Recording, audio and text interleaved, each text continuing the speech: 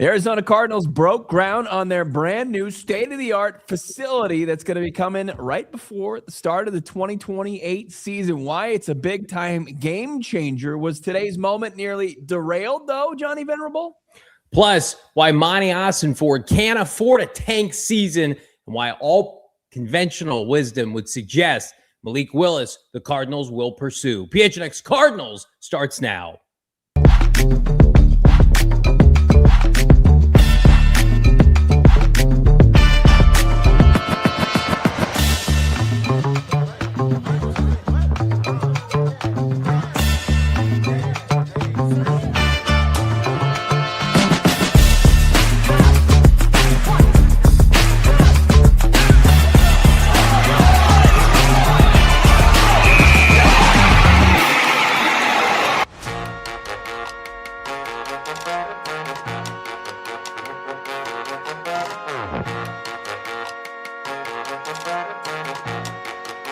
Hey, welcome in. Live from Studio K, presented by our friends at Circle K.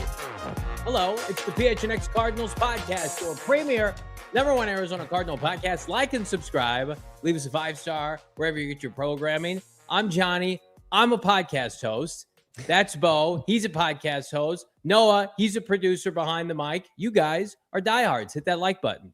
Yeah, Noah, big time out there in the Scottsdale, Phoenix area today, catching maybe the eye of a certain new Cardinals head coach. Woo! We'll get into that a little bit later. Hi, Deb. What's going on? Ray Fram, I see you. Nate is great. How about Kojo Nation? Dante Benjamin, Chris Hart, Jacob Tackett, CDM. We got Cruz in the chat. Cardinals Cruiser as well. Our guy Bees, rocker vocalist AZ. Our guy Beavers. Burt Marble, Mars, who farted? Everybody wondered that question. Dylan Richards, Han shot first. Joe G, playoff book. Voss, Louie, so many great people I see right now populating the chat. Big thank you to you, and thank you to our presenting sponsor today, of course, the Bet365 app. It's never ordinary. Download the Bet365 app today. Use the code PHNX365. And when you do that, if you just deposit $10, you bet $5, you get $200 in bonus bets, win or lose. Hit that like button. I like this comment from Joe kicking us off. Bo with better ball security than DiMercato. How about that? There we go. Nice. Looking good. Looking sharp. Fresh off your field trip today. Not to Tempe, but to North Phoenix. Fancy boy. Went up to North Phoenix for the groundbreaking ceremony for the Arizona Cardinals' new state-of-the-art facility, something we've known about for some time. This little fanboy podcast knew behind the scenes, even though they had announced Tempe and did some renderings, that North Phoenix was going to be the play. It's always been talked about, at least behind the scenes, that this facility not only needed to be done, but also the fact that we're going to get to an 18-game season, and this facility is going to be able to support that on top of all the other benefits. But before we get into the breakdown of who said what at this presentation today, Bo, your overall assessment and thoughts on the presentation. Is this maybe selling it too short? Big time. I thought it was big time out there. You know, we didn't know what to expect. Obviously, we RSVP'd. It was me and Noah playing the role of the camera guy. And, you know, you get the invitation and you go out there, you know, it's going to be a groundbreaking. What do you know about groundbreakings? Usually, you know, somebody stands up at a podium, says a few words. Thank you to everybody that made this happen. You put on a hard hat, and then you put on a smile when you dig your shovel into the dirt for pictures and videos. And yeah, sure, they did that, but you know, you saw just the area of the valley that it's going to be, and it's right there on the border between North Phoenix and Scottsdale Road and the 101, and it's right off the freeway, which is a nice part of town, and it's a big plot of land as the team invested $136 million into the 217-acre spot. Yeah.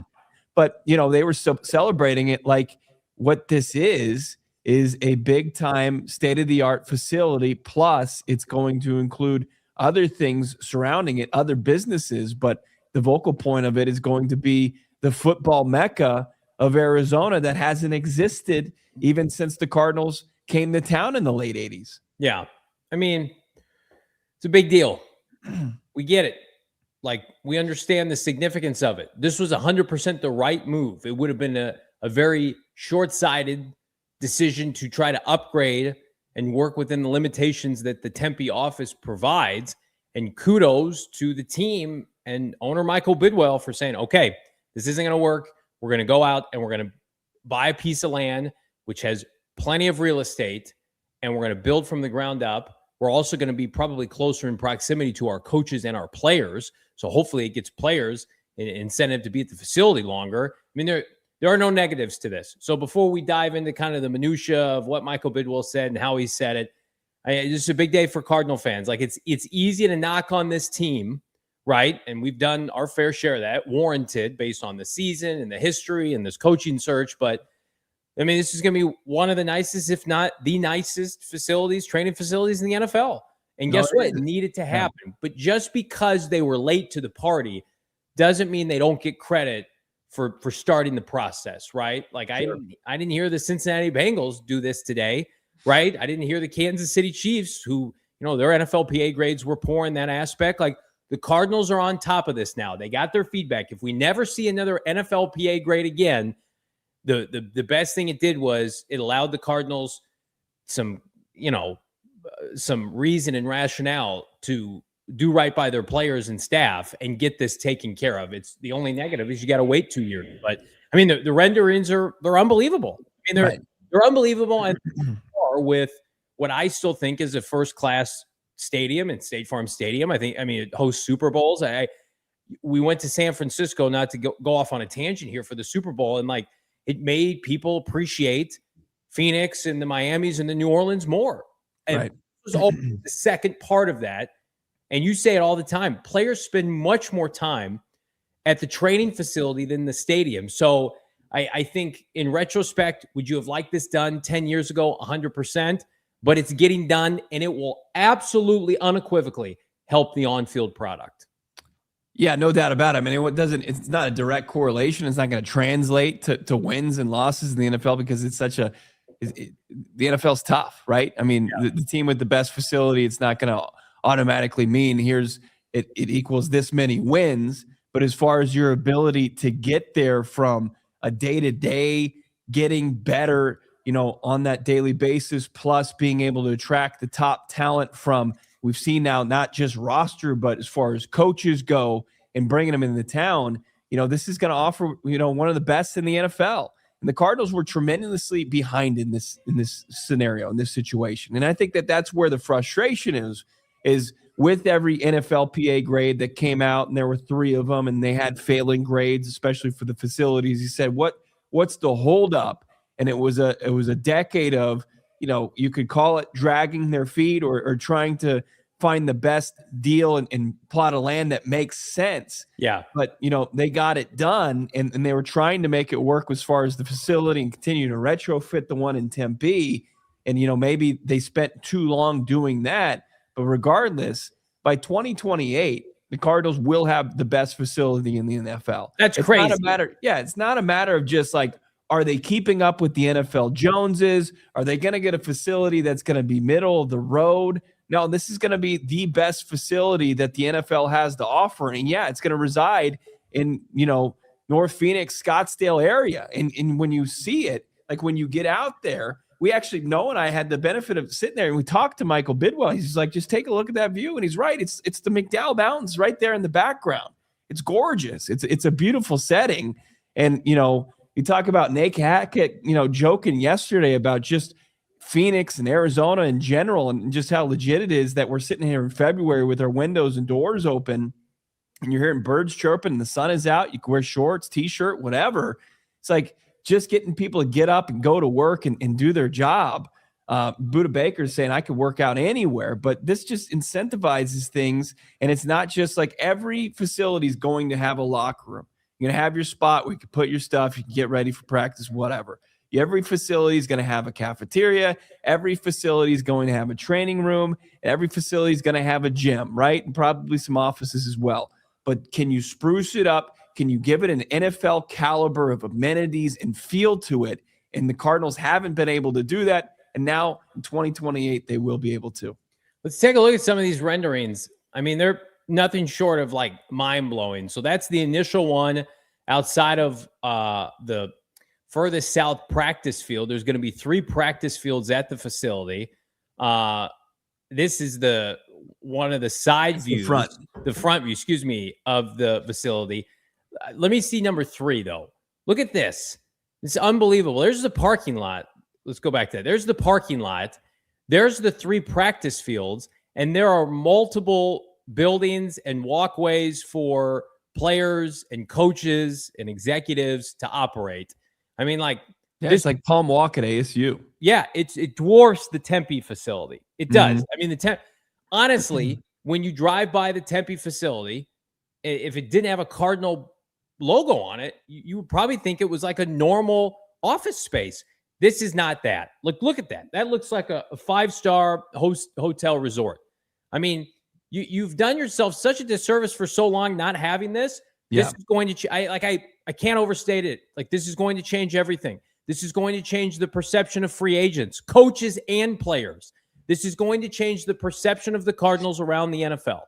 And like, you have your stadium and your complex now, and then you finally get to leverage what Phoenix and the Valley does best, which is outdoor amenities and like a vacation spot. Like, you're leaning into that finally. You've been going to like I don't like guns, but a gunfight with a knife, trying to recruit free agents, where it's like, the Valley is going to take care of that. And then they come and they see your facility, and it's just like, yeah, I like the weather here, but like, this isn't as good as the, local university near me. Right. And it's such a deterrent. And now it's not going to be a deterrent. It's going to be a positive. So again, the only negative is we got to wait 2 years, but I'm going to tell you right now, the landscape, I mean, there's a reason why, even though the Dolphins don't win, they get big-time free agents, right? And Ndamukong Suh, how many times have they signed big-time free agents? It's because they have the number 1 facility in the NFL. Yeah. And they live in a destination area in Miami, no state taxes. Has nothing to do with the Dolphins' history or they haven't been relevant for 25 years, but they have an unbelievable setup there. So I know people are like downplaying it. We're going to talk about the team president thing. This is so significant. I'm just glad it's finally happening, because until this was announced, you're holding your breath. Like, is this going to get done or not? Right. Because we'd heard, whispers of the not being renovating Tempe and that this area could be the landing spot. Right. And then things went quiet for a little bit. I want to bring this one up here because Johnny just mentioned it. It's Kilorex, Kilomus Reximus. And he's saying, enough with the glazing. Goddamn. It's like, why not celebrate when your team does something positive? We don't like the renderings. We don't like the location. We don't like the investment. I mean, I'm all for it because I know what the end result could turn out to be. It could be, hey, all these years of futility and watching this team, inconsistencies year in, year out, and very few and far between playoff appearances and consistent runs to the postseason. This could be a part of the solution. I know it's unpopular to celebrate the Cardinals as an organization and the people at the top of the organization, but when finally, like, after maybe getting there banged over the head, they get it right, why not say, hey, good job, tip of the cap to you, this looks great, can't wait for it to open in 2028. I mean, like, it's not built yet, but they have a pretty good track record. When University of Phoenix Stadium, now State Farm Stadium, was built, the consensus was this is the nicest stadium in the NFL. And it's 25 or 20 years old now, 21 years old. Right. But and who is at the forefront of that? Fair or not? It was Michael Bidwill who got that stadium built. Again, two things can be true. Did this need to happen sooner than 2028? Should it be open now? 100%. 100%. And they were probably spoiled from the Bruce Arians tenure and the success that they had, that they thought we probably hold this off for a while. And it was a combination of, we believe, the NFLPA grades and a series and a span of losing that, fair or not, Michael Bidwill had not had yet.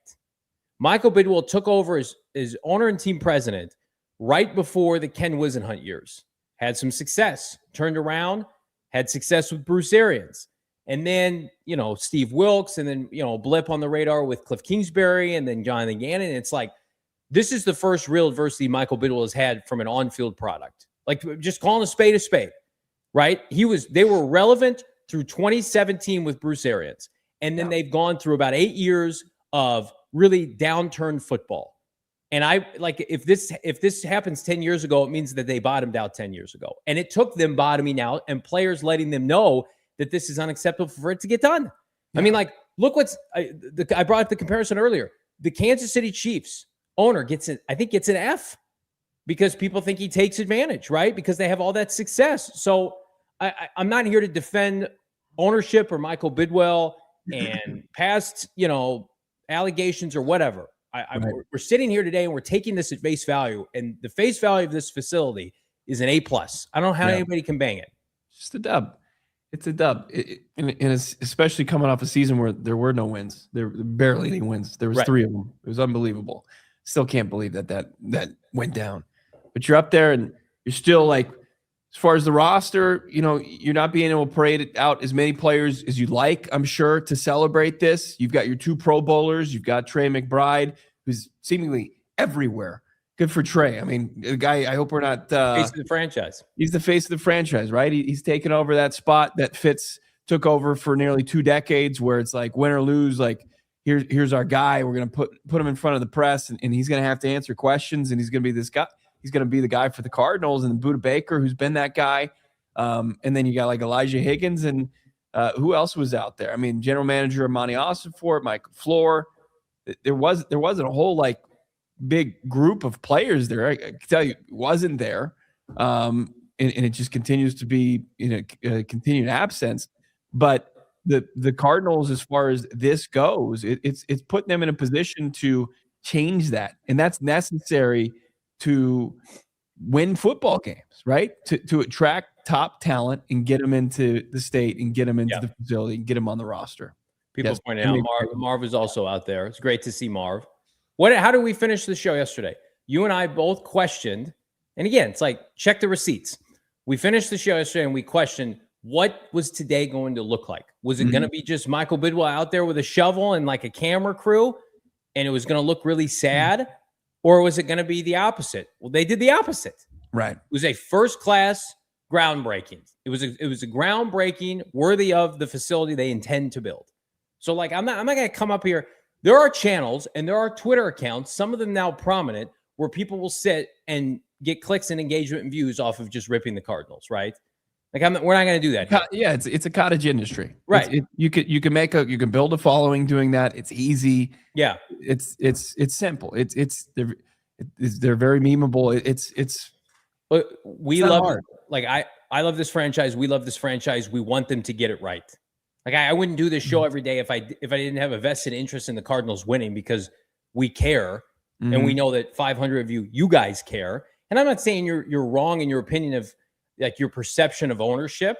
It has not gone well lately. Nobody can dispute that at all, right? But I'm going to tell you right now, like, where we were sitting 2 months ago, where it looked like Gannon was coming back and there was no traction on this, or it was Vance Joseph. I mean, they have a brand new coach. They're going to have a brand new quarterback. I know some people are indifferent about that. And they're going to have a brand new state-of-the-art facility.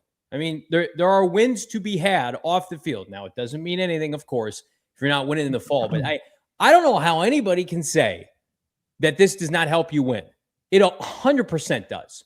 We were at joint practices with the Denver Broncos this fall, and they were on their new facility, and they're still building it out. It's unbelievable. And I would imagine the Cardinals is going to be very comparable to that.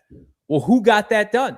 Sean Payton showed up and basically told the Broncos, like, this ain't good enough. And he told the Walmart people, and they got it done. Yeah. And they're leveling up their franchise. And the Cardinals are behind, but at least they're doing something about it. Like, Michael Bidwill could have very easily said, no, we're just going to slap some paint in Tempe, and we're going to spruce up the weight room, and that's all we're going to do. And I'm going to continue, to make, big time revenue investments off of this. And it's going to, line my pockets. And no, like, this is an investment toward the team. You can't have it both ways. Right. The team spent money last year in free agency. They're spending money on a new training facility. They are not in the top third of the NFL in terms of trying to be competitive to win. But this is a step in the right direction. Sure. Look, I mean, in the public arena, the criticism, trying to hold the team accountable, like the scrutiny that they've been under, whether it's Hard Knocks in season and Pat McAfee doing a review of it and saying, what the hell was that training room, right? Kind of opening the public's eyes to it. Even I didn't know how bad it was relative to other team facilities. I haven't been in another team facility outside of, Denver and Indy the last couple of years. But before that, just the Cardinals. That's all I knew. Started to raise the questions, right? How does this compare around the league? And then the NFLPA grades came out. And it held Cardinals' feet to the flames to stop dragging their feet as far as other things like this, because these things, these details, as far as how you run yourself organizationally, translate to how you can be consistently a winner in this league. When you just look around at it, it's like it's more than just getting the right coach and the right GM and the right players on the roster. Like, in order to do all of that, when you've got 31 other teams in a cap league, like, you've got to be able to be competitive in all the different areas. And this was a big one. We had a player come on our show last offseason and talked about, or last year during the year, and talked about, like, we had seen those renderings of the Tempe facility as players year after year. Like, this is what's coming. Yeah. This is what's coming. It was during the bye week when they were in first place in last year or in 2024. Yeah. We had a player tell us, like, they were showing off those renderings for Tempe.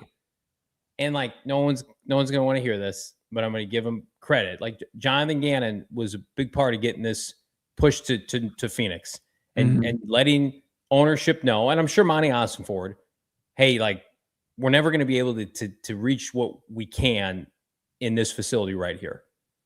And, kudos to him. And nobody will care that I said that, and that's fine. But we know that definitively. And, like, the plan was for Monti and JG and Bidwill to be there together, and plans change, right?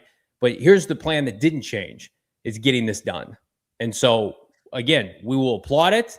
And now the work begins to have it ready to go for 2028, so that in the offseason, 3 years from now, in 2029, hopefully, they're having a nice little run of success, and Mike gets an extension and Monti gets an extension, but luring free agents will never be a problem again. It will never be a problem again. Like, what we could experience next month, hopefully not, and what we experienced in January with Robert Saleh stiffing them, and hopefully that is done and laid to bed. And Michael Bidwill has to play a big part in this too, and getting this team back to being competitive. But that facility with that stadium, with this location for people and their families to come live, it will be very difficult to pass up. Not unbeatable, but it will give them a fighting chance. Whereas, like, you almost felt like you have to apologize to coaches and players when they see the Tempe facility. Yeah. I mean, I love Tempe. I love the East Valley. I love that entire area. Yeah. But when you're a big ticket free agent, or you're somebody that's coming in town and you fly in the Sky Harbor, or maybe even flying, to one of the private airports, like in Scottsdale, and you get the feel of Scottsdale. And then it's like, okay, well, we're going to drive you 20 minutes out to the facility off I-10 in Warner out there. Yeah.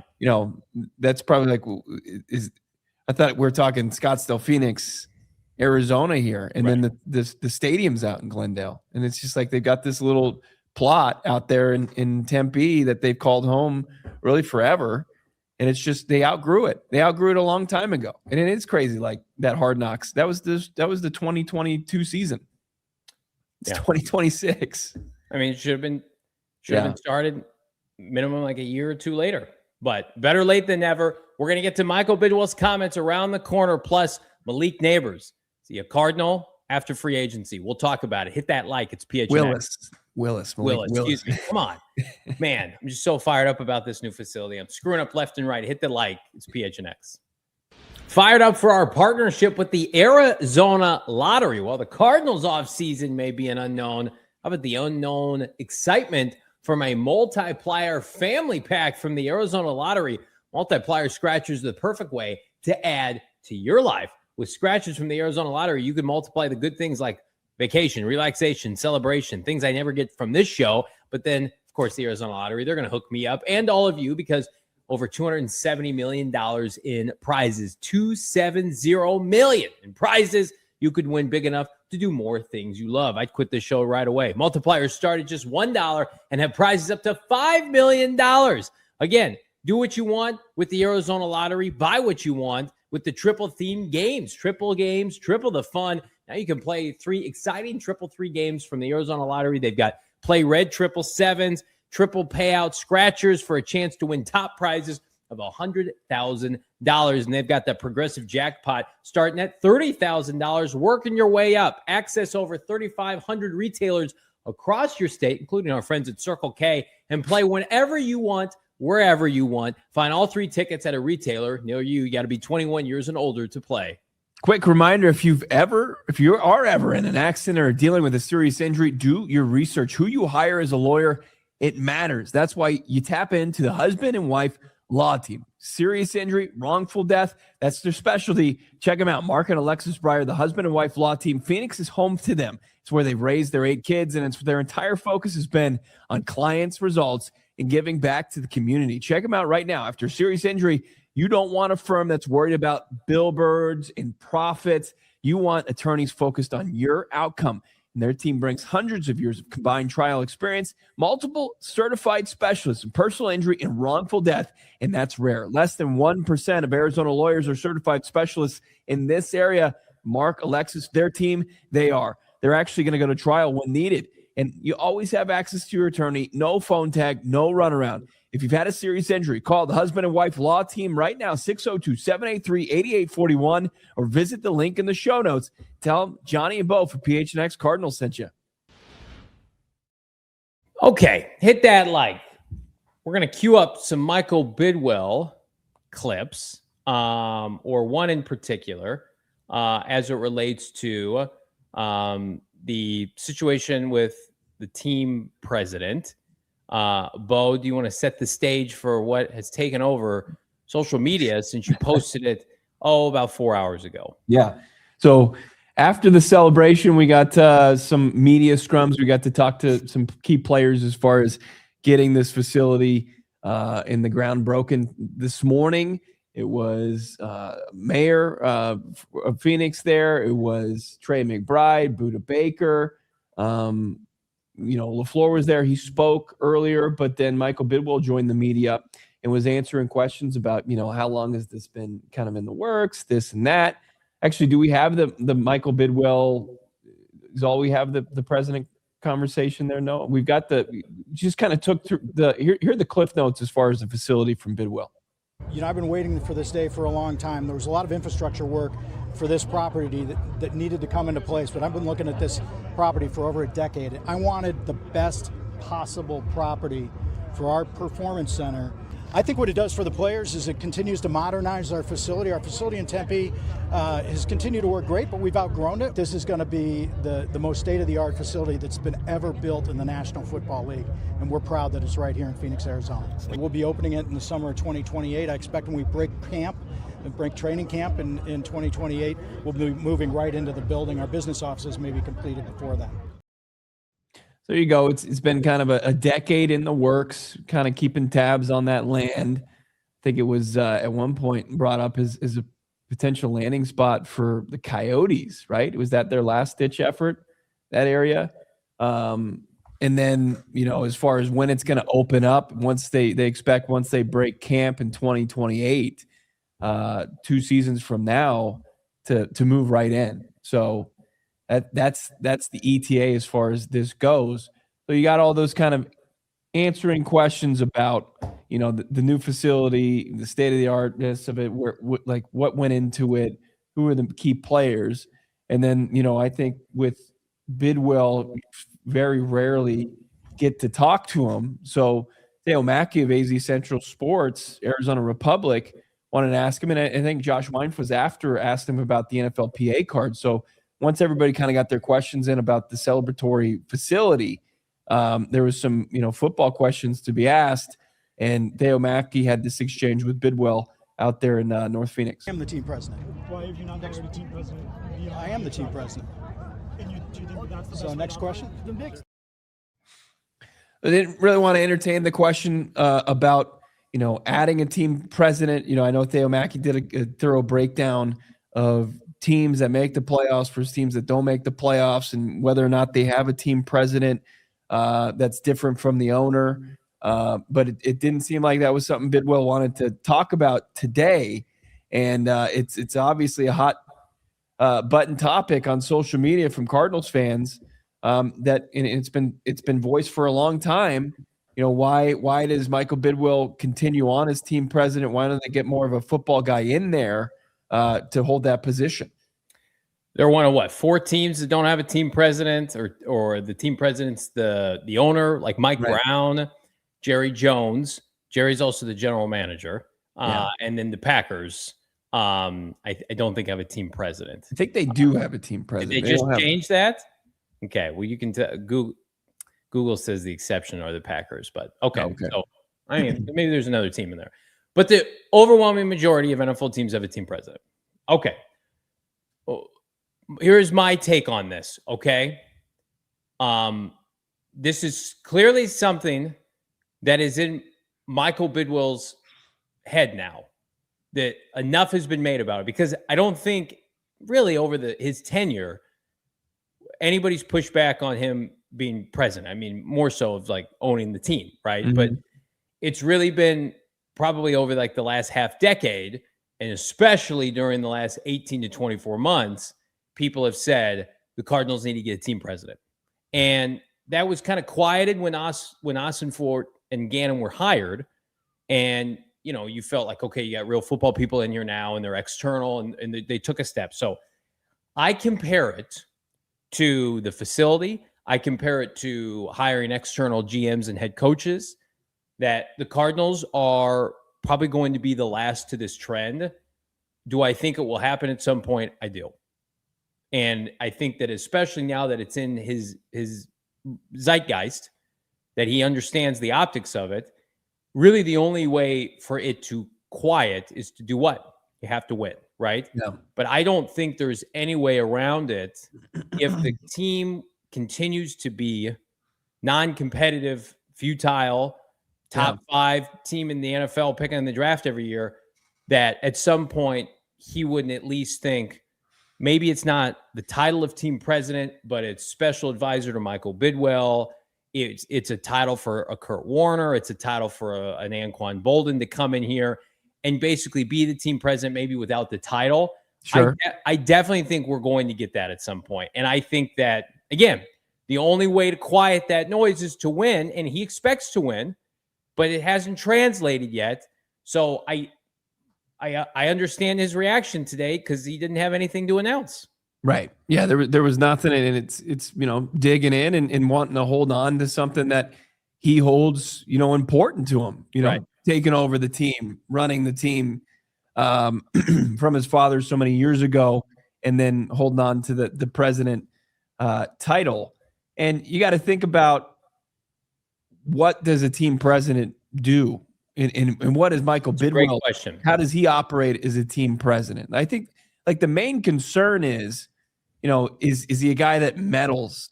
Is he a guy that's consistently, in conversations about football operations? And I believe that he has taken a step back from that. I agree with that. Right. As far as things like the team facility, it's something that in the owner and the president role that he took on the responsibility for. I think he takes on a huge role as far as the Cardinals hosting Super Bowls and just things like that. Maybe what you would look at as far as an organization, kind of more cosmetic, right? More kind of political, kind of looked at as maybe like a politician would do, in how the Cardinals are viewed throughout from the community and from the NFL standpoint. But I do understand the fan bases want for more good football people involved in decision-making as far as how it pertains to the team. So if he's not going to play that role, why wouldn't you bring in somebody maybe under a different title or something that underneath the president? People just want to be upset. Like there hasn't been enough success for people to feel content or warm and fuzzy about, the previous owner's son who took over holding the president title and then not seeing, an immense amount of progress from that team. So the NFL team president typically handles business operations, financial management, stadium facilities, organizational strategy, high-level contracts, right? Like I read those things and it's like, I don't think Kurt Warner would do those things, right? He might give input. I don't think Anquan Bolden or Larry Fitzgerald would do those things. But could you create a role that is strictly like head of football operations? Now they have somebody in that role. Tom, and his last name escapes me. He's been with the organization for a long time, and he's been in this role since I think 2020. But like, I would almost think you could create somebody that is strictly in charge of the head of your football department. Now, in a lot of ways, I think that that's Monti Ossenfort's responsibilities as well. Yeah. But like, I like the team president as what's currently constructed is more than just the on-field product. Mm-hmm. Can you separate that into an individual title? Like if Monti Ossenfort would just win some flipping games, right? Then I think that in a different reality, it was like Dave Sears could be the GM and Monti Ossenfort could be have more of a VPA title or a president title along with Michael Bidwill. They can't get any momentum there, right? And like I really do think like yes, maybe you could get an ex-player, but I do think like doing what Miami is doing with Troy Aikman, doing what the Raiders are doing with Tom Brady, you just need somebody to be able to come in here and say, this is what winning looks like every day, right? And it doesn't have to be an ex-player. It can be an ex-executive, right? Right. With all due respect, we just had him on the show. Like, don't get Mike Tannenbaum, but like somebody like that can come in here. I don't know a name off the top of my head, but somebody who's worked in an NFL front office, who's not your general manager, that can come in and say, you've got to upgrade this. Yeah, team ambassador, you've got to come and take care of this. We got to change this. We got to do this differently. I mean, like that to me would go a really long way. And maybe it's like Ossenfort recommending an executive from his times with the Patriots, but that's where I think we are headed eventually. I think we'll see that within the next half decade. A title created like that. Okay. Yeah, some people stopped in their tracks here in that time frame. People were thinking like tomorrow? No, like I mean, that's the thing is like people want change now. Like they're angry about how things have transpired over the last for sure. Yeah. Like I guess like for me, I think I'm gonna get hate for this. For sure. But like I do think like if the Cardinals drafted better players, they would be winning regardless of their facility right now. If they had developed players better from a coaching standpoint, they would be winning right now. Like the Cardinals facility isn't great. It's not. If they had taken, let me think of a player off the top of my head. Like if they had traded up for Patrick Mahomes and not taken Hassan Reddick, if they had taken Adrian Peterson and not taken Levi Brown, if they had taken DK Metcalf and not Andy Isabella, if they had taken Joe Alt instead of Marv, right? Even though, we didn't love that decision. Like there's a trickle down effect. Like the Bengals with Joe Burrow were in a Super Bowl. Like it can be done. It's something, it's not everything. Right. And so like, that's why I'm not going to sit here. If I sat here and said Michael Bidwill and the facility are the reason that this team isn't winning and they'll never win, then why even consume it? Then why watch the draft and why be invested in the players and the coaches and the GMs? Like, because it's not true. It's not doing them certain benefits that they're behind the eight ball, but I don't believe it's dictating how this team is playing. Like we sat with Jonathan Gannon multiple times last offseason. He said Bidwill was as hands-off as any owner he's ever been with, and he got him everything he needed. Right.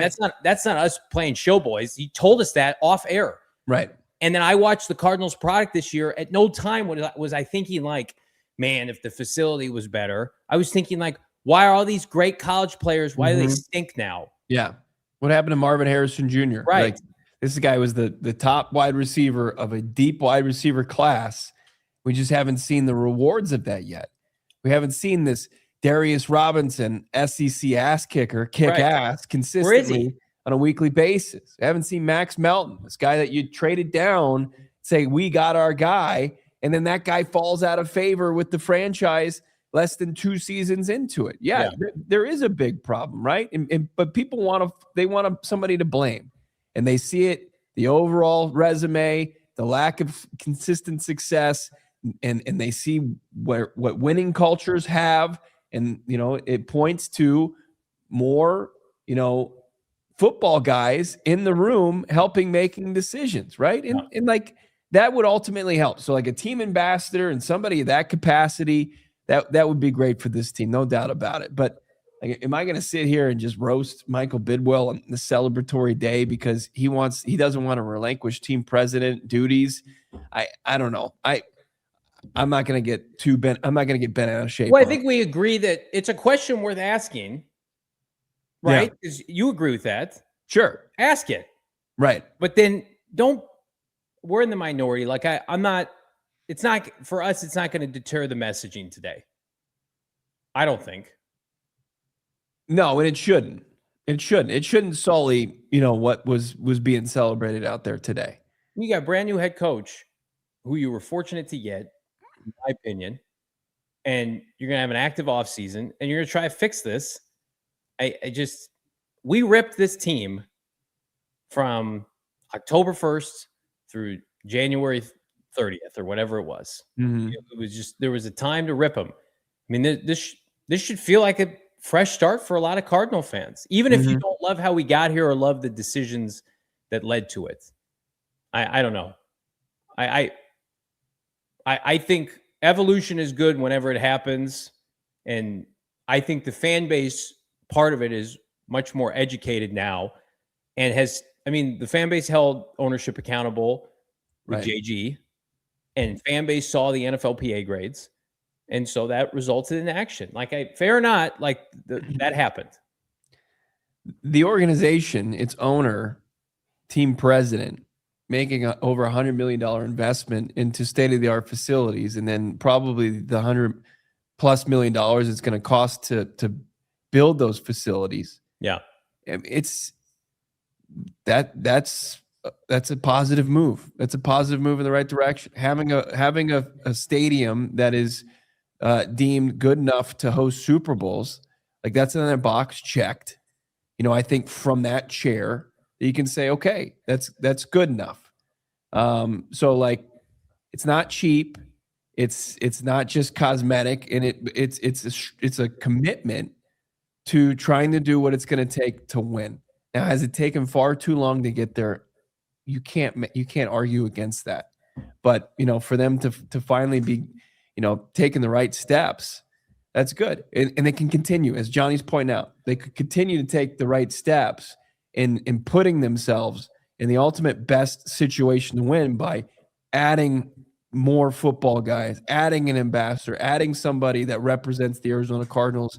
People could point to and say, I'm proud of that person being the face of the Cardinals front office or ownership or brain trust. Yeah, and I agree. And I think in a weird way, the division being so dominant and so well run, maybe hopefully lights a fire under ownership. Yeah.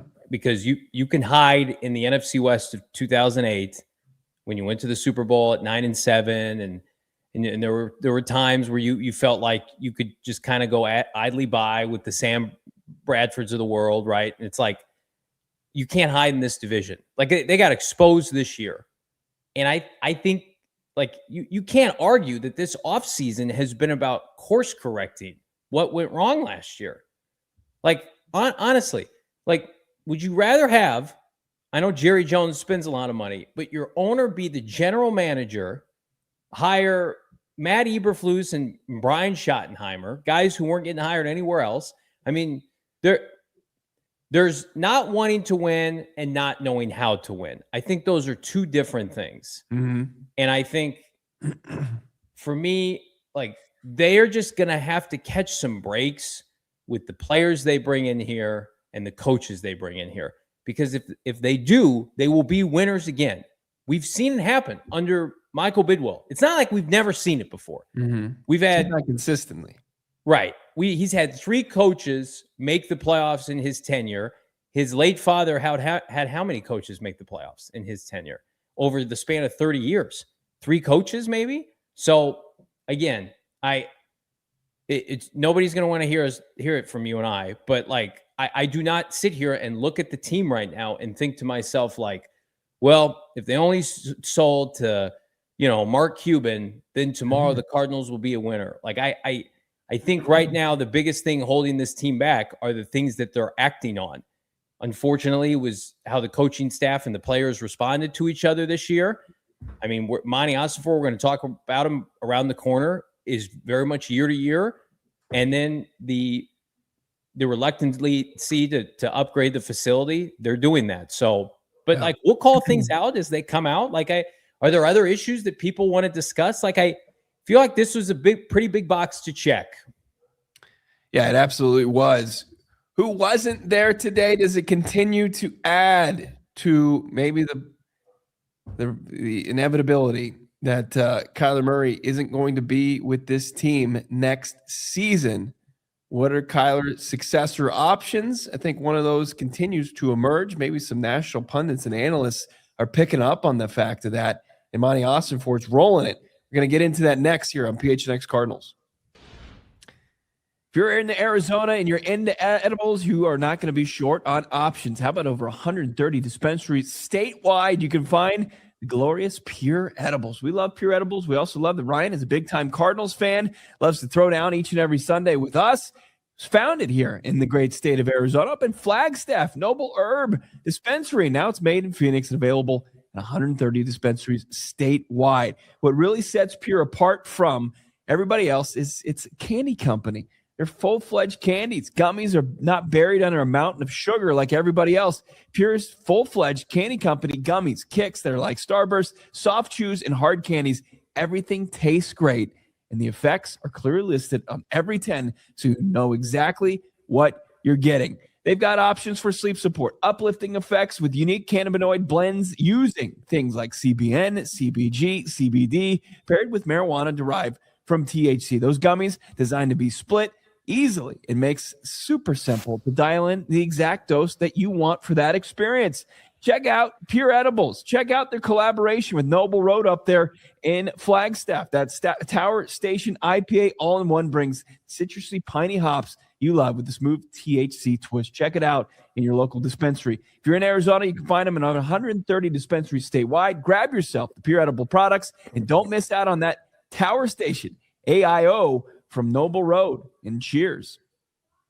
Vroom, vroom. You already know Phoenix is one of the best sports cities in America, but this spring it's all about raising the bar to a whole new level with our friends. For the first time ever, the NASCAR Indy Series are racing during the same weekend at Phoenix Raceway, and you can get a front row ticket to see it all. Nothing delivers like the intensity of race weekend, the engines firing, the smell of rubber, the crowd erupting as the field charges into turn one. It's got the kind of energy that you need to experience in person, including on their camping grounds. Camp all week long with an RV camping for you and your crew for the best hillside seats, cup race packages that make planning easy. You can witness 3 action-packed days of racing.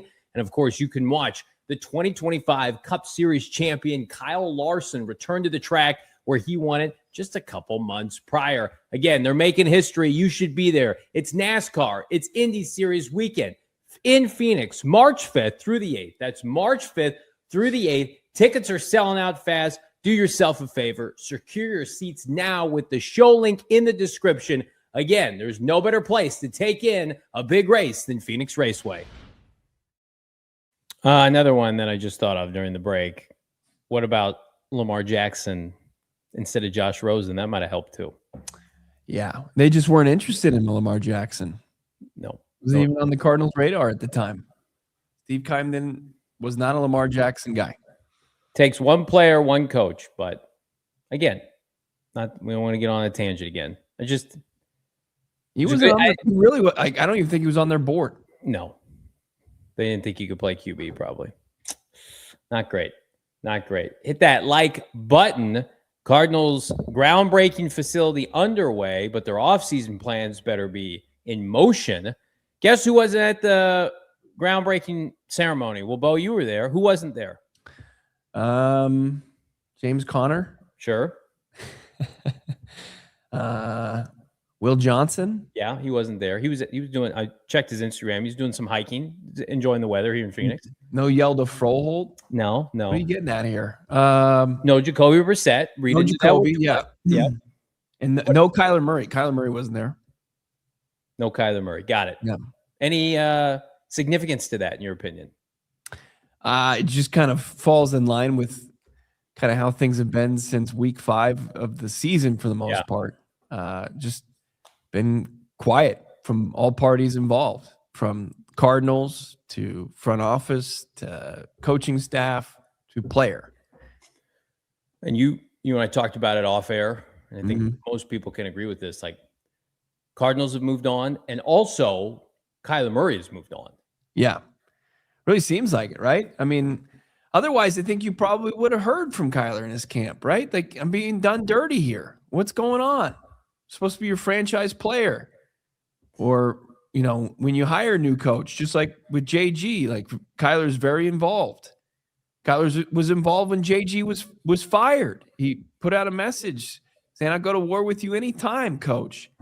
And then, LaFleur is hired. And really all we hear is like LaFleur says that he has talked with Kyler. But, as of yesterday, LaFleur says that's not this is something they've made a decision on so far. So let's do an exercise. Kyler Murray is going to be cut or maybe traded here within the next 2 to 2.5 weeks. Okay. We've all come to grips with that. That's the team's plan. So I think, can we finally put to bed people who are out there saying, just keep Kyler. I want to see Kyler with Mike LaFleur. It is not, I promise you, it is not happening. Okay.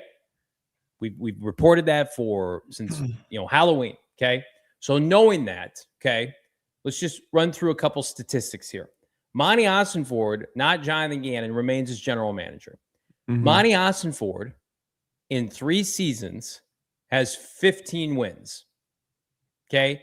Not great. Monti Ossenfort holds the 3rd overall pick in a draft with a consensus 1 franchise quarterback. Okay.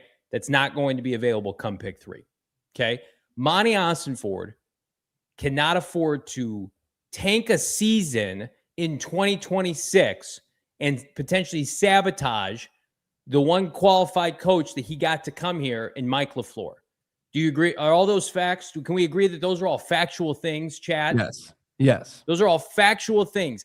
He's averaging 5 wins a season, and there are people that are saying, go win 3 games this year so you can have a chance to draft Dante Moore or Sellers or whomever next spring. Next spring, okay, so that we're playing in reality here. This is a reality-based show, okay?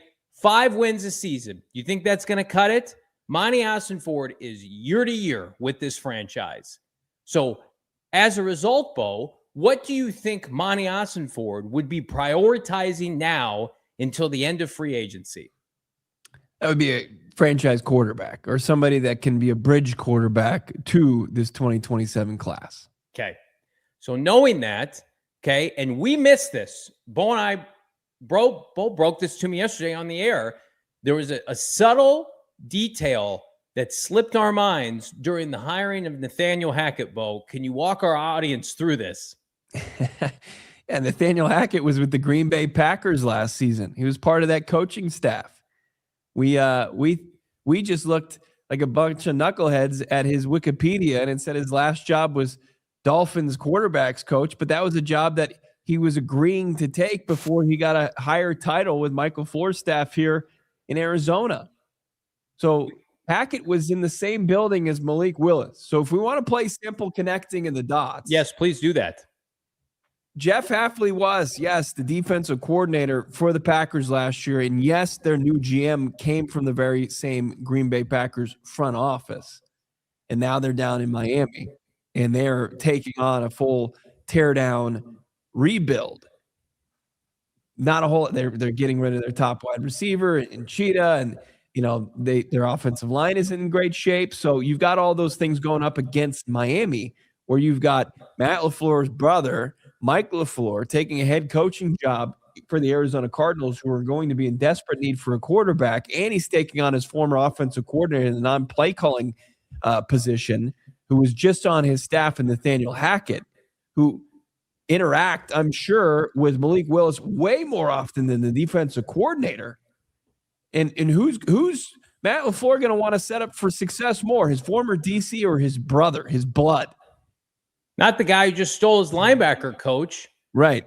Also, Monti Ossenfort was with the Tennessee Titans when they drafted Malik Willis in the 3rd round. Probably has umpteen scouting reports on him. Monty, Mike LaFleur, same offense, Nathaniel Hackett with Malik Neighbors last year. Cue the Greg Rosenthal tweet from yesterday, which gained a lot of traction. Let's see it, which speaks to what we have been saying for 1 month. Monti Ossenfort can't have that much time left in Arizona. Betting it all on Malik Willis is the way to go. It's just like we are just awakening people on the national scene. Now, this is not Bo and I saying Malik Willis is not bust proof, that he is our first choice, that they should overpay him and give him $100 million. But for anybody not connecting the dots as to what we believe now is the clear path, you are nuts. You are outside your mind. In a free agent pool that sports the likes of a semi-retired Derek Carr, Kirk Cousins, who blew out his Achilles 2 years ago and was a spot starter in Atlanta, Jimmy Garoppolo, who has not started more than 11 games in 3 years, and then Malik Willis, who's 27, a 3rd rounder, has been developed by Mike LaFleur's brother in Green Bay. Mm-hmm. I mean, like, this is it's blatantly obvious. I will be shocked beyond belief if they are not at least major players for him. And, we'll be able to have that conversation if they try and they whiff. That'll be another, egg on Ossenfort's face. Yeah. But like, I don't even know, like, they're going to I believe they're going to cut Kyler Murray. I don't think they're going to get a draft pick for him. Regardless if they cut him or trade him, Kyler Murray's 2027 guarantees are off the books. Correct. They're gone. You take a hit as far as what salary you have at your disposal for the cap in 2026, but in 2027, right, you're not going to have a big time issue with that. So like trying to make, a financial investment cap wise in 2027, it's not that big of a deal. Like when you look at how Sam Darnold's deal was constructed for the Seahawks, he signed a 3-year, $100 million deal with the Seahawks, right? And he comes in and he's got not a high cap number to start. You could even front load a Malik Willis deal if you needed to. But as far as the cap number, it was going to take, anywhere from 10 to 12% of the cap itself. Yeah. That's not a lot when if he's going to be your starting quarterback. And to say like it's going to be financially like irresponsible, that's completely furthest thing from the truth. And if you're a general manager, it's really the only move you can do. And it's not going to torch your ability to go. Like if you're taking a quarterback in 2027, if Malik Willis is good, then you probably get to the middle of the 1st round. But then they're throwing a flipping parade. Right. If he's bad, it sucks. But you could probably get rid of him. The general manager's gone already, and you're taking on a rookie contract anyways. So, like, what's the big scare? People are like, don't go and win 9 games with Malik Willis. Like, I'm not calling people out here in the chat, but I just want to pull this up because Rafa is – a lot of people are saying this. It's not worth the lottery ticket when you're risking the pick for your QB in 2027. Monti Ossenfort is not – I promise you is not thinking like this. Right. Monti will resign if that's his thinking. Right. They should have. I'm not going to win enough next year. I'm just going to resign. I'm going to get my resume ready I'm going to go get a nice job at Enterprise Rent-A-Car. It's you can work your way to the top there. It's nice. It's dependable.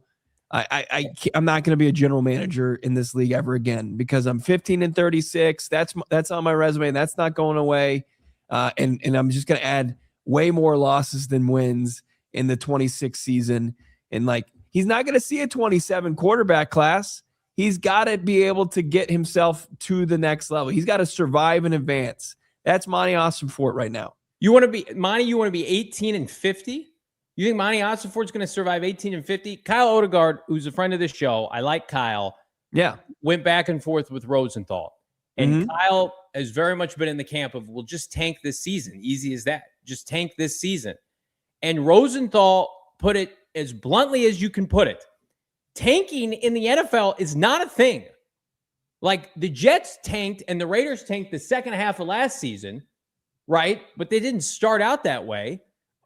Our knowledge, like, the Cardinals have never purposely tried to lose games. They brought Kyler Murray back in 2023. They easily could have lost every game outside of the Dallas game and gotten the first overall pick. Michael Bidwill didn't operate that way. Rosenthal says tanking's not a thing. Malik has a better chance to be a difference maker starter now than any QB in college will before he is fired anyway. That's the difference. You're getting a guy who is seasoned and primed, ready to go to risk and take a gamble on. Monti Ossenfort has a season of 4 wins and 3 wins in 3 seasons. There is no reality. If you wanted to tank this season, number one, you're not going to get a quality candidate to come here and tank with you, right? But also, you would have fired Monti Ossenfort. You know who's not thinking about the 2027 draft class? Everybody in the Cardinals facility in Tempe. Right. They're thinking about, I'm Dave Sears. I'm Monti Ossenfort. How do I keep my kids in their current school? How do I not put my house on the market? We got to be aggressive. We got to go get a guy that can help us get back on track. The Kyler Murray thing will come first, and then it's immediately pivoting to the next thing. I mean, it's like, okay, so let's say that the team wins 5 games next year. Tanks, right? They have the 5th pick, and they take Dante Moore. Dante Moore looked like ass this year. He was not good. And so he's going to come in and save the team in 2027. So now you're 2 seasons in. So you're hoping for a pop year in 2028, the year the facility opens? They have to win games this year.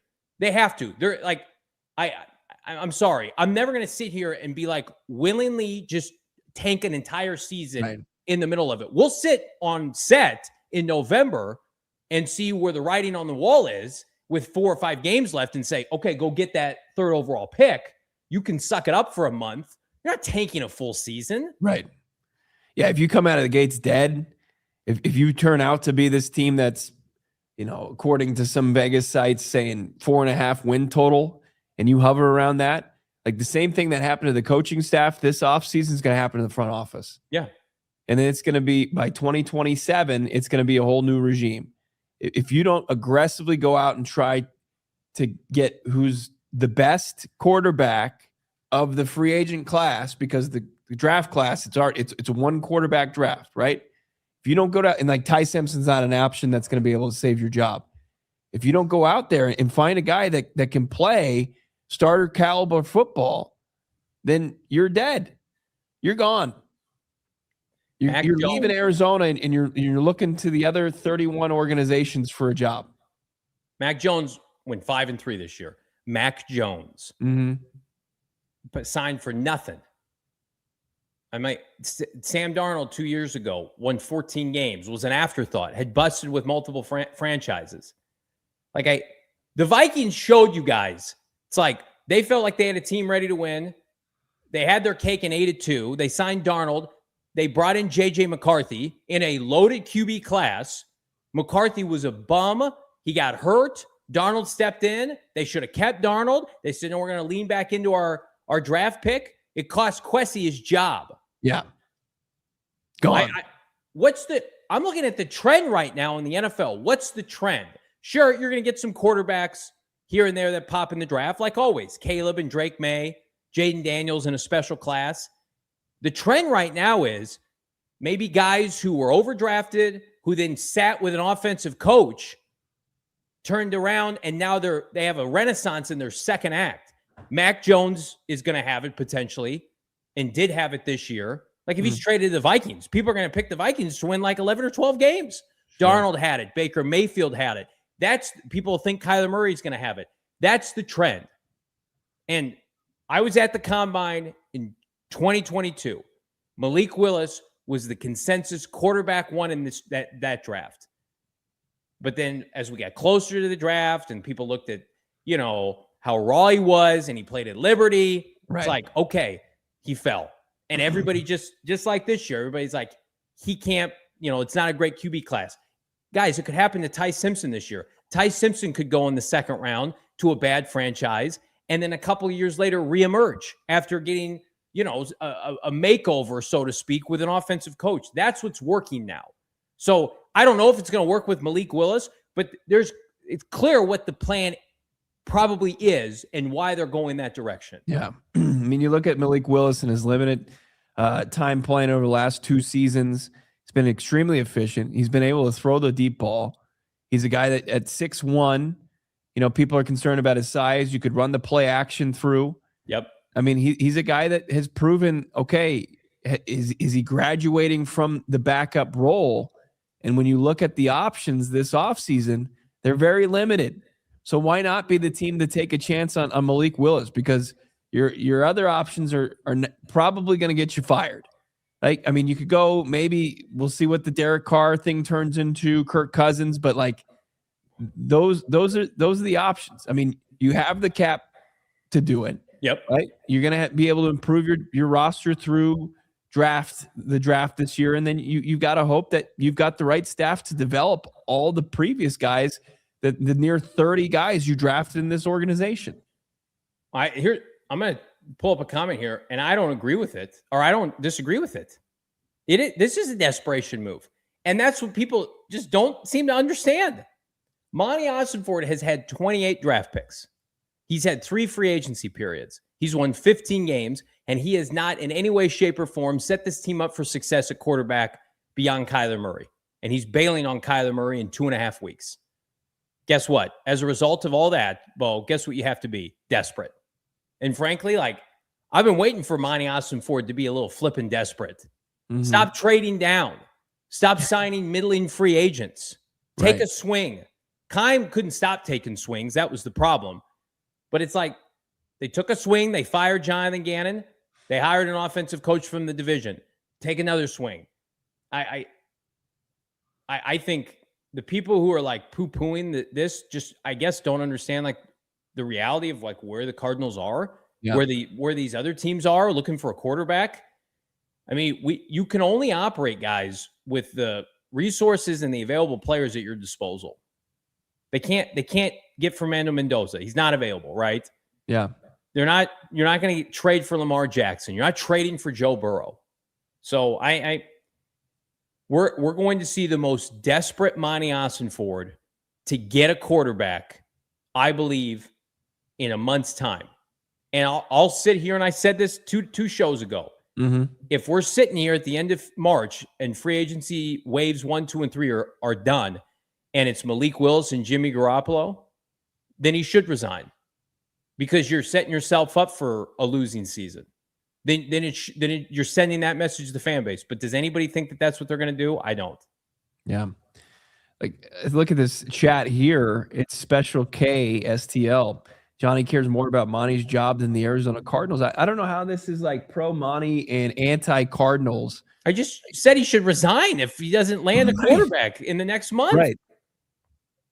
We really want to put ourselves, we really want to endure bottoming out football for an entirety of a season.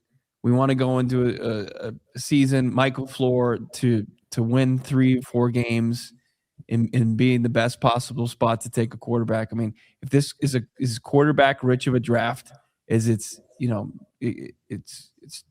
kind of trending towards, but we know even from this previous draft class, 26 was supposed to be this class. Those guys didn't play well enough to be first round quarterbacks. They took the college NIL money. That's why they went. But yeah, the Levitts, the kid from South Carolina, Sellers. Sellers. A lot of these guys had to pull out because they didn't have good enough seasons to get drafted high. And now you're well, I'm going to bet on them in 2027. It's it's not a sure thing either. So, you want to tank this. It's going to, you're going to have to endure another shitty season of watching football, poor quarterback play or not winning quarterback play. Empty stands. empty stands, opposing fans in the stadium. You continue it becomes an indictment on ownership, the players in the locker room. Everybody has to wear it for another season. It's a long time and way too delayed of gratification.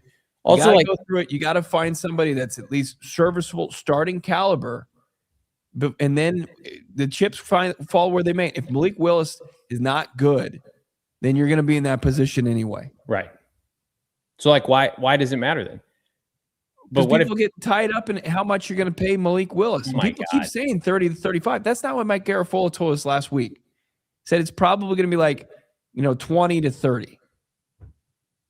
You want to send a message to Will Johnson and Walter Nolan and Marv and Trey and Paris that this is a franchise that openly tanks seasons. You want to bring Ruben Bain here 3rd overall and say, hey, Ruben, we're actually going to be really bad next year. Just ignore all the coaching. It's like, I love parts of the NBA. I mean, you've got the Utah Jazz who are pulling starters in the 4th quarter, purposely lose games right now because they've got an unprotected pick. Barf. If I had to cover that league, barf. If that was my reality, Matt Ishbia said tanking's for losers. You're GD right, it is. Listen, the Cardinals can be bad on their own. They don't need to purposely tank. If they're bad next year, they'll earn it by being bad. But this is a Fortune 500 corporation. The NFL is a Fortune 50 company. Do yourself a favor and try to win your fans back by putting together a good product. Right. What if Michael Bidwill had gone to Bruce Arians in 2013 and said, yeah, we've had a couple down years. We really like the quarterback class in 2014. Can we just tank this season? Do you mind just we'll just bring back, I don't know, Leinart. We'll just tank this year. I mean, come on now. What are we doing here? The draft in 2027 is 16 months away or whatever it is, 15 months away. Try to win this year. And again, I think it needs to be said again, Bo, is you and I do not look at Malik Willis like some untouchable, bulletproof, free agent savior. To me, it's it's a huge gamble. It's a huge flipping gamble. But I would rather you take a gamble, and I can see why it would make sense for them. Hackett, LaFleur, Ossenfort, all ties to him. Okay, if Matt LaFleur is calling Mike and saying he can get you to 8 or 9 wins next year, right? He's a pro's pro. Can he be 2024 Kyler Murray? Right. He's a great guy in the locker room. And then people are like, no, I don't want that. Yeah. I want Kyler Murray. Moore. Look at Kyler Murray's numbers from 2024. Pretty pedestrian, right? 21 touchdowns. I think it was 12 picks. The picks at the end of the season were probably obviously the most crucial. But, as far as a dual threat, Malik Willis gives you that option outside of Kyler Murray. And what we've been telling you is Kyler Murray's not an option. Right. The team's moving forward. It's done. It's been done. When you bring in Malik Willis, can he put up comparable numbers? Because what does that probably give you? It gives you a top 20 quarterback, and that's starting caliber. Even Gannon, when Gannon had a starting caliber quarterback, it was Kyler Murray, nobody else. He could win football games. This roster that was there to win those games was still in place. Guess what? If you play good football next year and God forbid, you're picking 16th, 17th, 18th, and you win 9 games, then just package future picks if you're convicted on quarterback and go up and get one. Yeah. Oh my God, pearl clutching. No, go up and get one. If there's 8 quarterbacks that people love, there are going to be teams ahead of you that don't need a quarterback. Right. What did the Buffalo Bills do to get Josh Allen? They had just made the playoffs with Tyrod Taylor and Sean McDermott.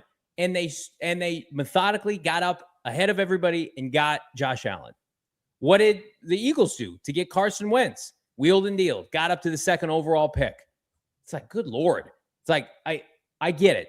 We want a franchise savior. We want a 1st, 2nd, 3rd overall quarterback to come in here and take over. I mean, Jaden Daniels this year looked great 2 years ago, out this season, injury prone. Washington's back to sucking, right? Drake May, not good his first year. Caleb Williams, not good his first year. It's this franchise, fair or not, it's only had success one way. Yeah. Veteran route. I want to sign up for more losing. I'm willingly signing up for 2026 to suck. And you're pointing out, even when you get a quarterback in the draft, That means 2027. You're going to take your lumps probably. But 2028, 2029 are going to be special. But I can't wait for the 2030 season. It's the culmination of this 10-year rebuild. We're going to have it all lined up. Everything's going to be perfect. I'm going to be using a walking cane by then. It's going to be great. All right.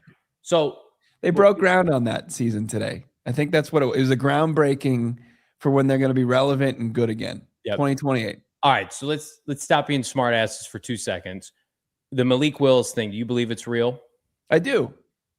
I mean, Matt believed in him. Why wouldn't Mike believe in him? Agreed. If they're not, then I think then the same thing would be true, where Matt's just like, look, he's a good backup quarterback, but I don't think you want him for your starter, especially for what he's going to command on the free agent market. And guess what? We'll sit here and say like, okay. Yeah. And then if he goes somewhere else and has success, and they got to eat that, just like Kyler Murray. All right. Super chats. Hit that like button.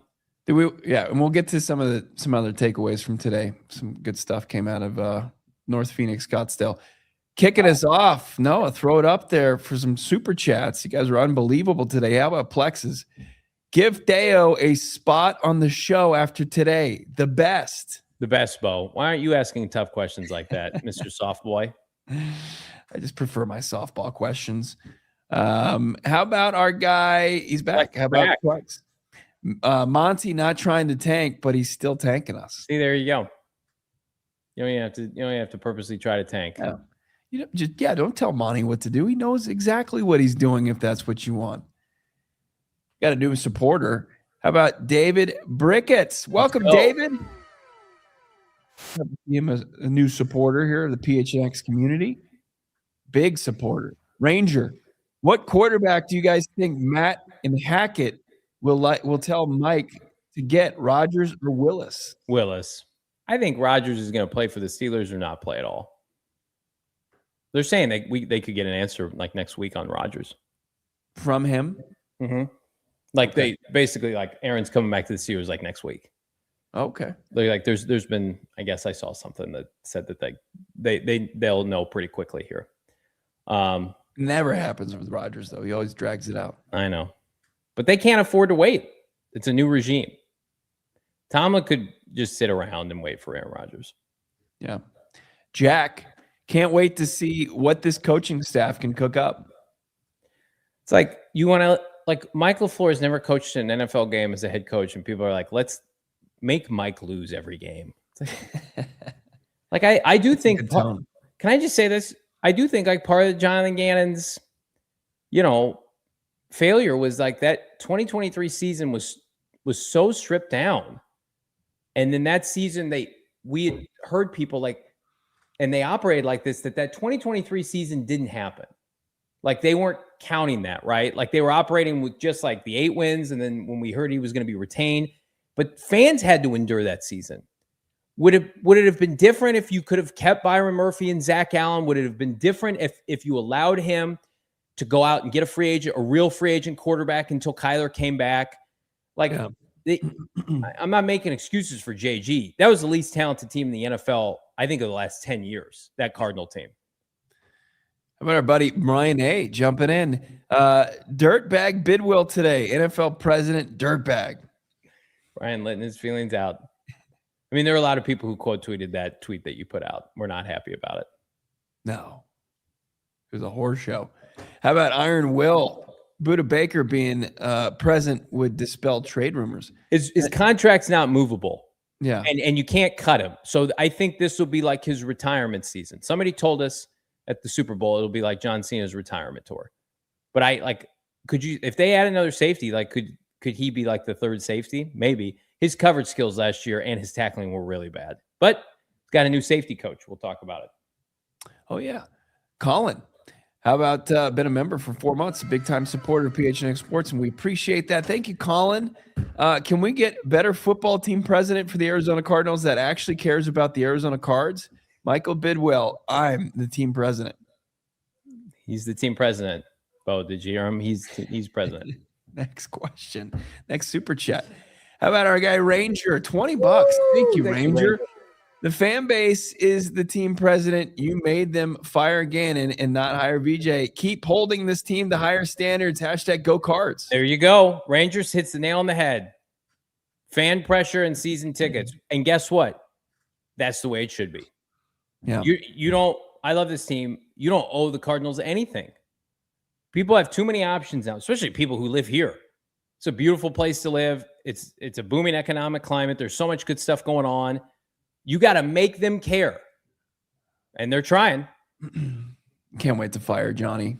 Once he gets this one wrong, he's going to be fired as team president. You get to hold that title. I'm podcast host. You're team president. You have to wear it if they don't succeed. Yeah, that's on me.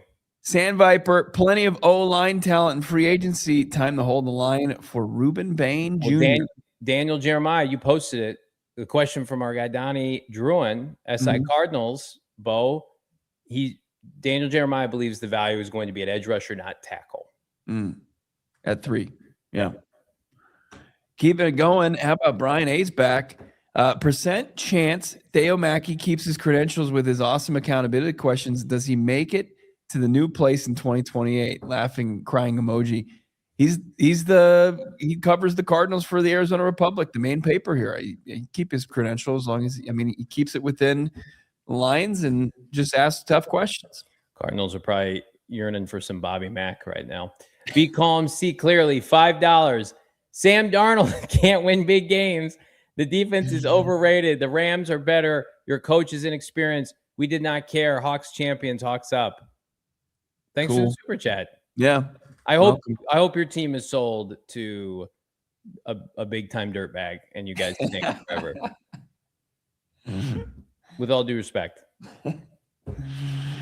Oh man, Evan G. Field Yates said that Breece Hall will make the most money out of free agent running backs. Will the Cardinals pay $13 to $15 million to a running back when we don't have a QB? It's a great question, great point.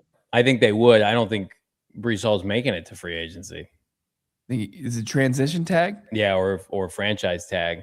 I think they would pay that for Breece Hall, 100%.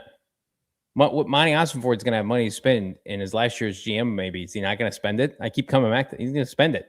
Yeah. You're telling me, like, people wouldn't be fired up. Malik Willis and Breece Hall are in Arizona for OTAs and training camp. That would fire people up. And Ruben Bain's here. Yeah, I mean, what have we been beaten into? Keeping it going. How about Red Feather Workshop? Dana, any word on player family amenities, daycare, Higgins presence, bad news for Tip? Senior defensive advisor incoming or staff complete outside of defensive quality control? I think Tip Ryman should be traded. I don't know if they will. They're making. You want to get to the staff upgrades real quick? He runs 13 personnel, plenty to keep Tip. Quit being mean. Let's get to the coaching changes. Dana wants to know about the coaching changes. Yeah, let's get into that. So, the Cardinals, according to Cardinals Premier Insider Matt Zenitz of CBS Sports, the Cardinals are shifting linebackers coach Christian Garcia to safety. They made a hire today, according to Zenitz. They're bringing over from the Chiefs, right, Johnny? Yes. Off-ball linebackers coach, inside linebackers coach Rod Wilson. So all your major coaching vacancies have been filled, from your top 3 coordinators to your position coaches. Justin Fry running back and offensive line. Jake Moreland coming in from the Texans for tight ends. Matt Schaub, former Pro Bowl quarterback, is your quarterbacks coach. From University of Miami, Matt Merritt is your running backs coach. And coming over from assistant wide receivers coach in Minnesota, Tony Sarantino is your wide receivers coach. And then Nick Rallis is defense. Pete Kwiatkowski, from defensive coordinator from Texas. He's now your D-line coach. Rod Wilson, as I mentioned, from the U as well. Zach Etheridge is your cornerback coach. Matt Feeney running it back for the edge rushers. And then Garcia making that switch from off-ball linebackers to safeties. What a banger graphic from Noah. I'm excited that D-line and inside linebackers have new people coaching them this year. Yeah, that is good. And corner. I mean, like, Rallis is still around. You've got the safeties coach who was on the team last year, and you got a little bit of continuity with Freeney, but for the most part, a lot of new position coaches. I'm excited to see how they do. You couldn't run it back defensively after the performance. But I think we talked about the D-line thing. That's a big win. Yeah. Getting a grizzled veteran guy there, hard-nosed guy, taking over for a guy in his late 20s who faced adversity and went back to college. I liked Kwiatkowski coming in. And then, Garcia, I think that was the same job he held with the Dallas Cowboys before coming over to Gannon's staff last year. So maybe he's just more well-versed. They love Patrick Toney, who took the Ole Miss job, to put Garcia there, work with Budda Baker and Rabid Taylor Demerson. I like it. Bees has been a member for 5 months. Appreciate you, Bees. Such a big part of the community. I believe Mike means well, but the messaging is what rubbed people the wrong way. I agree with that. Ishbia is great about that. Mike needs help in that department. I don't disagree, and I also think Mike probably knows the perception of Ishbia. And Matt Ishbia hasn't won anything yet, but he's a fans owner. I mean, the things he does for Suns fans, cheap concessions, right? I told you the experience our guy Coach Starks had with him. Yeah. It's like he endures himself to the fan base. Michael Bidwill would be wise to take some of that and implement it the best he could into the Cardinals franchise. Yeah. But they're very different people, and Ishbia has only just recently bought the Suns. Michael Bidwill's been around this team his entire life. And he's seen it run a certain way. Yeah. Is it at least we have the Suns? Is that it? Yeah. It's a good username. How about I'm not sure if this potential roster can justify buying Sunday ticket for me next year. My bank account doesn't care if I'm such a loyal fan. I think there'll be enough turnover this year. You'll be excited to see some new players. But I know that Sunday ticket price, it's rough. Maybe do the half season. So go to a sports bar for the first half of the season, then commit to the second half if the team's good. Problem is you go to a sports bar and you're probably spending what you would spend on Sunday ticket. More fun, though. It is more fun. No doubt about it. How about this from Jonathan Castro? It feels like we need a lot of things to go right this offseason so we can be very mid-team. 2027 draft class has got to be in the back of their minds. No, not Monty's. I think they're going to be thinking how do we get to 7, 8, 9 wins next year? That's what they're thinking about. And as bad as it seems right now, the Vikings last year, how did they win 9 games? They were they had some of the most unwatchable quarterback play. Yeah. And then you think about the Atlanta Falcons had 8 wins. I get it. You watch the Cardinals last year and you're they'll never win another game ever. Mm-hmm. But new coach, new play caller can do a lot. I mean, Cliff won 5 games his first year with a worse roster. So who are the surefire guys in next year's draft? Arch. You got Dante Moore. Is he a surefire? What do you mean by that? Is he going to be a guy that's going to be considered to be a top 10 draft pick and somebody that people can view as a franchise quarterback? Yeah, probably. Arch for sure. Sellers for sure. I think Sam Levitt's going to be pretty flipping good. DJ Lagway. The kid out of Duke that now is at Miami, I think is pretty good. I don't look at any of those guys, though. I don't look at them like I did the 2024 class. Jaden Maeva. Yeah. Julian Sand. Yeah. They're all just kind of I watched them at the end of the year. No one looked good at the end of the year, period, except for Arch Manning. Dante Moore looked awful at the end of the year. We were talking ourselves into him because we wanted him to come out.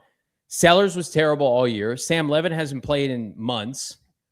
Didn't Sane get beat up by Indiana? Yep. Yeah. The USC quarterback blew it in the bowl game. Yeah. Yeah. I mean, we're projecting. That's what you're doing, right? You're just projecting. Let's keep it going here with these super chats. How about Curve V3? I think they go for Cousins. Always a possibility. Let's see how this shakes out. He's got to be cut first, and I mean the best thing that could happen to the Cardinals is if they traded Kyler Murray to the Jets or the Vikings. Really, the Vikings. because that eliminates the Vikings as a competition. Right. Then where does Cousins go? Keeping it going with Keith Davis. If we are mediocre this year and draft a rookie quarterback in 2027, does that turn into a 6-year rebuild? How does Monty survive that? Easy answer. Doesn't. Jordan Love was taken in the 20s. I mean, the philosophy of you got to be bad to get a quarterback. I don't think certain franchises that are always good subscribe to that. I think they think that they can get to respectability with bridge quarterbacks and later quarterbacks drafted. Yeah. But this franchise never done it, so it's hard to project that for them. I get it. Another subscriber for a month. How about RLW? Thank you, RLW 1976. Monty has to take a swing. His job is on the line. His job is on the line. Our guy Reese jumping in. Thank you, Reese. I want Willis and Maui Noah. I think we could win 10 games with their roster if Malik can play like a top 15 quarterback. Got to get the running back position settled. Let's see what the schedule looks like. You'd need some in-division regression. If Mike LaFleur is a good coach, they're gonna get to 7 wins minimum. If Mike LaFleur comes in here and it's just he's buttoned up and he can call plays with the best of them and he knows what winning looks like, they're gonna be way better than people think. But if he's overwhelmed and he looks like a guy who shouldn't have been a head coach, then they're gonna struggle. I think quarterback play is huge, but good head coaches and great ones especially can win games with journeyman QBs. We had a great former running back here, Steven Jackson, jumping in front of the show. What's the minimum wins for Monty to keep his job? Probably 6, maybe. Probably. 6, 7. Yeah. 6 and 11 would be tough. 7 and 10, that wouldn't be great. A lot of it's optics too. Yeah, for sure. Are the young players playing well at the end of the year? Does it take them a while to get going? Do they have a Saints renaissance at the end of the year? Michael Bidwill doesn't want to fire Monti Ossenfort, though. So just like Jonathan Gannon. So it could take. If they figure the quarterback out too, if somehow by some miracle they do say, okay, we can move forward here, or we're a quarterback away. One of those questions, if it gets answered, would benefit Monty really well. I think it would be a desirable destination for a general manager if they have a top pick next year. Monty's canned, and it's oh yeah, you can come get your quarterback. But they don't want to do that. Yeah, I'm sorry. Dito point out 0-6 in the division would be the end, no matter what the record is. It's a good point. Not for Mike though, but for Monty for sure. Iron Will $5, but then you get in that muddled game where it's coaches here, GM's not, and you do that back and forth. Does LaFleur get a say on Willis? Absolutely. Mm-hmm. He wants a traditional pocket passer, not a scrambler. Question remains, does he catapult or say no to Willis? It's funny you bring that up. Matt Harmon, who had on our show, does a nice job for, I believe, Yahoo Fantasy.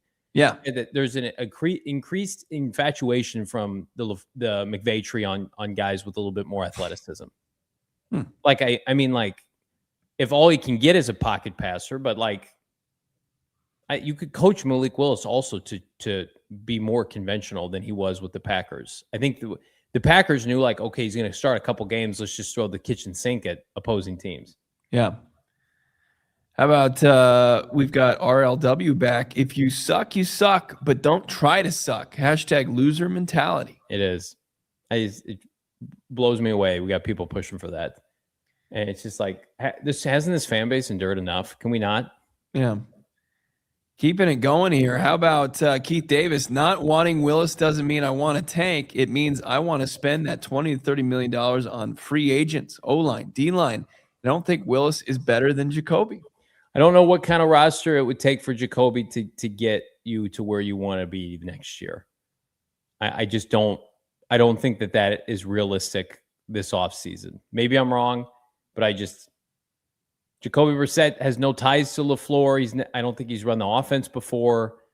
I'm not saying I want to get rid of him just to do it, but last year at the end of the year, I mean, he had Marv and he had, for some games, Michael, and he had Trey. But you're right. I mean, he was a soldier. I don't want to downplay what he did for the team in terms of competing every week. Yeah. Almost at 200 likes. Let's get there before the end of the show. Thank you, Keith. How about our guy, Brian P? We don't need to tank. We have 94 years of consistent losing. It's the only thing we've proven. Any inside info about the draft party? Love the show. I don't know what I'm allowed to say. Just say it. Who cares? Okay. Info's coming out. Gila. Again. Tickets. Cheaper. Yes. And your ticket is going to come with some special gifts this year. So we've heard you about weren't that. supposed to say that, but Okay. that is we are pumped to be back Well, at if Gila. we don't give out gifts, I'll bring candy and give that. To No, I think that's happening, but we were supposed to not tell anybody. But Gila again, that's going to be awesome. And we are thinking about maybe more than just one night. Would people be interested in attending a day 2 draft party? Yeah, we need that in the comments, not in the chat, so our overlords at PHNX can see your answer. Keeping it going. Thank you, Brian P. Love to see you at the draft party and all of our events. How about Rowan? Let's breathe. Michael Bidwill is better than his dad. He needs to give Mike LaFleur the best chance to succeed. Fun winning football is the cure. I don't know about the 27 draft. That's right. Try to win games. And you're right, Rowan. And all I have to do is text my dad, who's in his 70s, who's followed this team his entire life. And he knows Michael Bidwill is not perfect, but he knows that he is doing a better job. And I don't like to knock on somebody's dad, especially if they've passed away. Bill Bidwill wasn't a good owner. And so Michael got the stadium built, and he's trying to make some changes here. So let's see how they work out. Brian P's back. Can you dig into Bailey character issues at the combine? David Bailey. I hope those aren't true, but yes, 100%. That's when we first started to hear about character issues with the defensive tackle that went to Philadelphia. What was that dude's name? yeah, we did. He had to turn himself into police. That was crazy. Jalen Carter. And then also Mike Green was a big topic of conversation this time last year. How about the Franck? Who's your top 5 free agents this offseason? Let's do it tomorrow. Let's get into our top 5 free agents. I was gonna rip some here. Okay, I'll give you a couple that I like. Let me just. This is not good podcasting. Where's the? All right, here it is. The Athletic top 150. I like Breece Hall. Yours. Mine. I'm gonna read you who I like. All right. I like Breece Hall. I like Kenneth Walker. I like Malik Willis. I like Travis Etienne. I like Jonathan Franklin Myers, interior defensive lineman for the Broncos. I'm not taking an edge rush. More time with this. I hate your list. So what's wrong with my list? I like that. You've got 3 running backs on it. No, I just mean as options. They don't have a running. They're going to need to sign a running back. I know. Jacob Tackett, how dare you disrespect Dante Moore? Did you see Dante Moore in that college football playoff game? Bad. How about Coach Mike LaFleur? Thanks, Coach. Boys, Dante Moore will ball out against the Seahawks defense, so just you watch in his rookie year. He'll look good. Boys, I'm thinking we go Ruben Bain at 3. I agree with Daniel Jeremiah. There's not much difference between top 2 tackles and the next tier guys. I've always said I could be persuaded, and if the smoke clears and it's clear that Bain and who's the kid from Texas Tech, Bailey are clearly the 2 best after Mendoza, and then you just take one of those. You don't overthink it. I'm with you, Coach Mike LaFleur. I'm with you, Coach. Iron Will, $10. I'd rather bridge Brissett and use that $25 million Willis money on a reliable free agent vet guard and running back. With tackle and guard in the draft, solid line and solid running back, Brissett's 2.4 career INT rate, 62% completion percentage, only elevates performance. I just think quarterback matters so much more. But here's what I'll say, Iron Will. If they sign Malik Willis, they have to be convinced he is unequivocally better than Jacoby Brissett. Yeah. But Jacoby Brissett, who did throw 23 touchdowns last year. They have to be unequivocally convinced. So you're not. I love the mindset of team building for sure. Yeah. Special K, St. Louis 20. Not a fan of Willis, but honestly, what do you guys see in him? Apparently, he's going to command $30 million plus a year and was injured twice in 3 games last year, hamstring, shoulder, with a better offensive line. The injuries are the biggest knock, because if you told me he plays 17 games, I think he could put up decent numbers. But there was that statistic that here, I'll pull it up on Twitter. Malik Willis was 13 of 15 for 456 yards, 2 touchdowns on deep passes with the Packers. Insane stuff. Easily the most intriguing quarterback this year. So he's untapped potential, explosive, was a high draft prospect until he wasn't. Kirk Cousins is old, broken, and Derek Carr's retired. I like Derek Carr a lot more than I think a lot of people do, but I have no idea if he could pass a physical. No. Bees, Maui Noah and Missador are holy grail in rounds 1 and 2. Sorry, I butchered that, Bees. Bees, the edge rusher class is deeper than the tackle class, so I'm with you. I like Maui. Maui Noah is my favorite player, but I like Ruben Bain too. And then our guy Mac Daddy. Football season is going to look different for me with my firstborn child coming in September. We will see if he takes over my officer's role in the house. Of course, Mac Daddy goes under a different username every once in a while, Officer of the Law, and something a baby would get nourishment from. All right, stop. What? Congrats, Wesley, to you and yours. That's fantastic for your growing family. It's awesome, man. It's gonna be you're gonna be a great dad.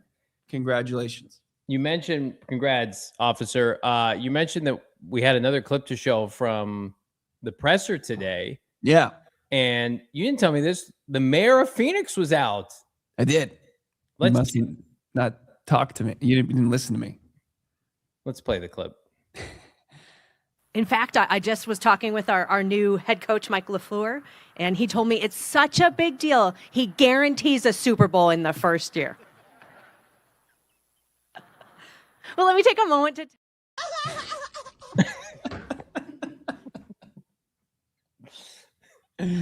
Ma'am. Can we not? Mayor. Miss Mayor, can we not? That is poor Mike's face. He's like, you guys won 3 games last year.